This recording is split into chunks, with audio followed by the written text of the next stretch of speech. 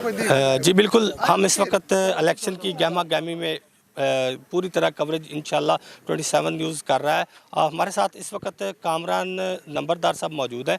जो इलेक्शन की कैंपेन तो तकरीबन ख़त्म हो चुकी है, लेकिन डोर टू डोर कैंपेन अभी जारी है। हम इनसे पूछते हैं कि जी आपने इलेक्शन के सिलसिले में जो 8 फरवरी को अपने पोलिंग बूथ पर क्या पोजीशन अपनी वाज़े की है, ज़रा हमारे साथ शेयर करें। जी बिस्मिल्लाहिर्रहमानिर्रहीम। पोलिंग बूथ के हवाले से अल्हम्दुलिल्लाह हमारी तैयारियां मुकम्मल हो चुकी हैं।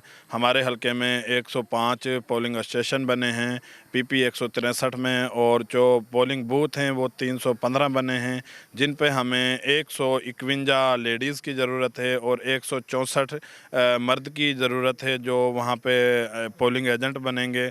और उसके अलावा जो हमें यहाँ पे जो बाहर बैठ के पर्चियाँ लोग काटेंगे उनकी भी ज़रूरत है।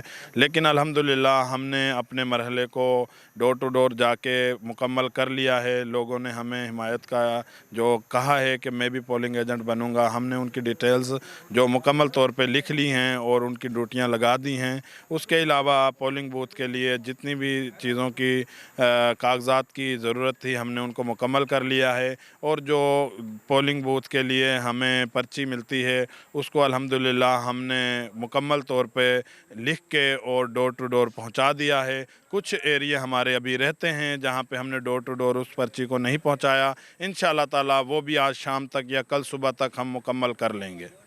कामरान भाई, आप ये बताइएगा कि मुख्तलिफ पार्टियों के झगड़े सामने आ रहे हैं, 2-2, 3-3 उम्मीदवार सामने हैं। रात ग्रीन टाउन में भी एक झगड़ा हुआ था। आप बताएं कि इस झगड़े का आपको कोई बेनिफिट हासिल होगा या नहीं?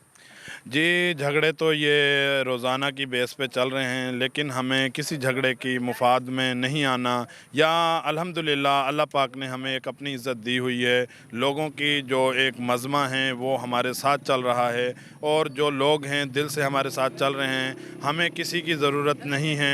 अगर मुझे किसी की ज़रूरत ही होती, किसी झगड़े की ज़रूरत ही होती, तो फिर मैं किसी पार्टी का उम्मीदवार बन जाता, पीटीआई का उम्मीदवार बन जाता, या मैं तहरीक लब्बैक का बन जाता, नून लीग का बन जाता, मैं किसी का भी नुमाइंदा बन जाता। लेकिन मैंने आज़ादाना तौर पे ये इलेक्शन लड़ने का सोचा था, क्योंकि जो बंदा आज़ाद रह सकता है वही कौम की खिदमत कर सकता है। जो पार्टियों के बंदे हैं वो कौम की खिदमत कहाँ करेंगे? उनके तो अपने मसले मसाइल ही ख़त्म नहीं होते पार्टियों के, तो लोगों की खिदमत वो कैसे करेंगे? तो इसीलिए जौन सा है कि हमने आज़ाद आके जौन सा है कि लोगों को इंशाल्लाह दिखाना है कि आज़ाद भी जौन सा है कि इंसान ही होता है, आज़ाद भी जौन सा है कि वोट ले सकता है, आज़ाद भी इंशाल्लाह ताला जीत के दिखा सकता है। आपको कौन-कौन सी पार्टी की तरफ से टिकट ऑफ़र हुई थी?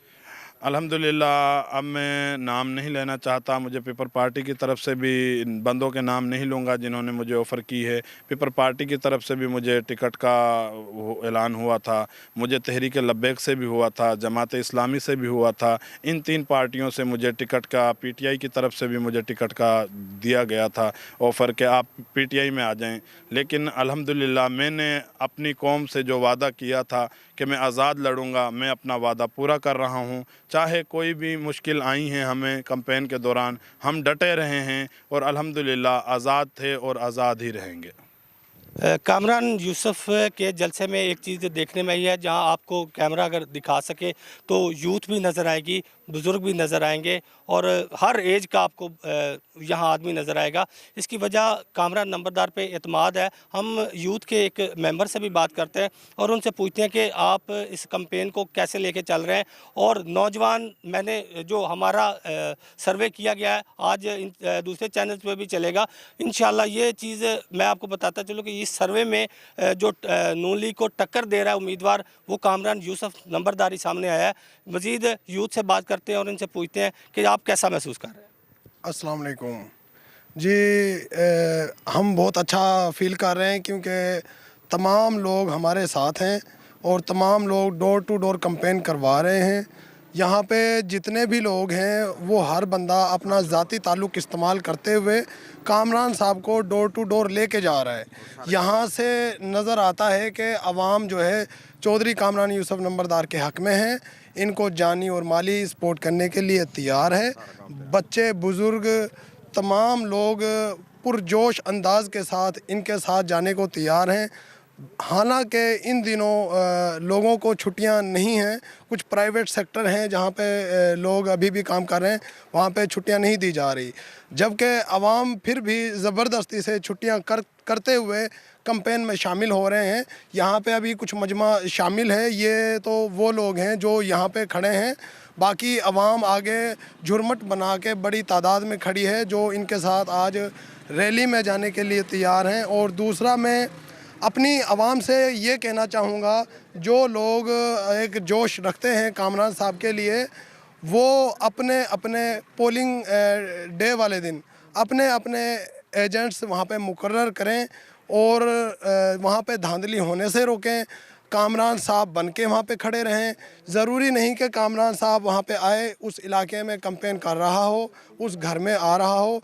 कामरान साहब को इस दफ़ा 1 माह का टाइम मिला है। ये आवाम ने सिलेक्शन किए 1 माह पहले।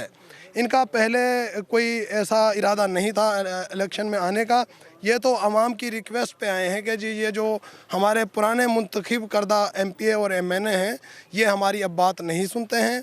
ये अब पार्टियों के ग़ुलाम हो चुके हैं। अब हम इनके साथ नहीं चलना चाहते, लिहाजा आप आज़ाद उम्मीदवार के तौर पे इस हलका की आवाज़ को बुलंद करें। और कामरान यूसुफ ने, जिसका कभी सियासत की तरफ ध्यान नहीं था, इन्होंने आवाम की आवाज़ बनते हुए लोगों को बता दिया है कि एक आज़ाद उम्मीदवार आपके साथ खड़ा है और मुकम्मल आपकी आवाज़ आगे लेके जा रहा है। हमारे साथ एक बुज़ुर्ग भी मौजूद है, हम इनसे पूछते हैं जी, आप कामरान यूसुफ के साथ खड़े हैं, किस बेस पे खड़े हैं, क्या महसूस करके खड़े हैं?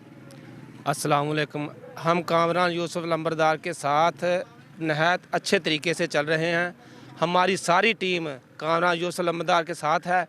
हम डोर टू डोर जा कैंपेन कर रहे हैं। कामरान यूसुफ लंबरदार के साथ हमारे सारे बंदे मिलकर काम कर रहे हैं।